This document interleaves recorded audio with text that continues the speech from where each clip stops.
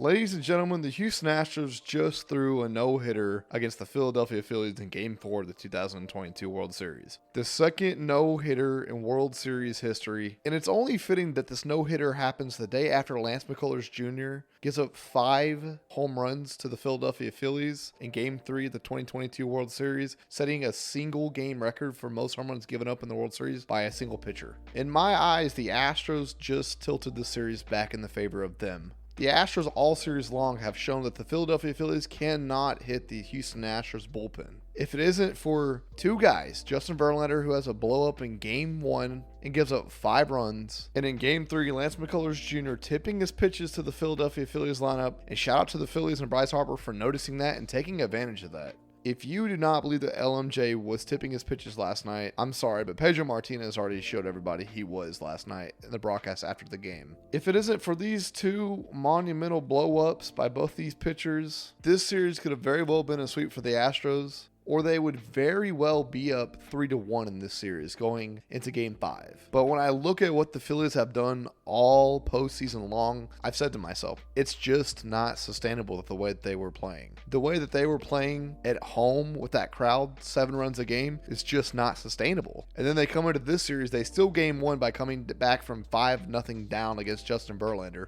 And then they absolutely demolished Lance McCullers Jr. last night by slugging their way to a win. They are great and sneaky wins by this Philadelphia Phillies team, but they just are not sustainable in the way that they're winning games. And you saw tonight, the Astros tried something different with that fastball, and it worked. The Philadelphia Phillies are either really behind on that fastball, or they're getting under it and causing a lot of flyouts. I'm not calling this series just yet, but for me, it looks like it may very well be coming to an end for the Philadelphia Phillies and their great season that they've had. Just like last year in the American League Championship Series when the Astros faced the Boston Red Sox for 3 straight games pulverized the Houston Astros and their pitchers. The Astros made a couple of adjustments and the Astros won 3 straight after that. This series reminds me a lot of that series. The Astros came into the start with Christian Javier, made some adjustments, and it was very clear tonight that the Phillies not only struggled to score runs, but struggled to put the ball in play with the fastball and the way that the Astros were using it up in the zone. Here is where it starts to get really dangerous for Philadelphia.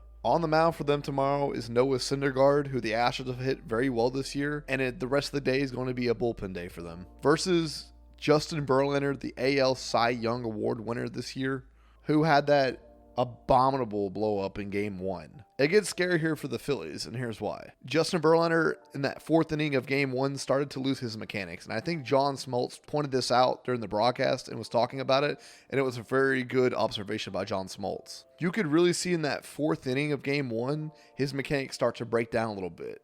He's a north to south pitcher. He started going east to west. If Justin Verlander throws tomorrow night like he did those first 3 innings of Game 1, the Philadelphia Phillies are in serious trouble here. Because Game 6 is going to be Framber Valdez, who the Philadelphia Phillies cannot hit. But the series is not over just yet. There's still a lot of baseball to be played. I'd say Astros in 6, they win the next 3. And also, I was wrong. I want to go ahead and put that out there right now. I said Astros in 5 originally, but that prediction got blown up. So sit back, relax, enjoy the next few games, because they're the last few games we're going to get until next April. Ladies and gentlemen, baseball season is coming to an end. I hope you all enjoyed the season. I'll see y'all all in the next stream and the next video after this World Series. Hopefully my Astros bring it home for us. Adios, mis amigos. Bouncing ball to third.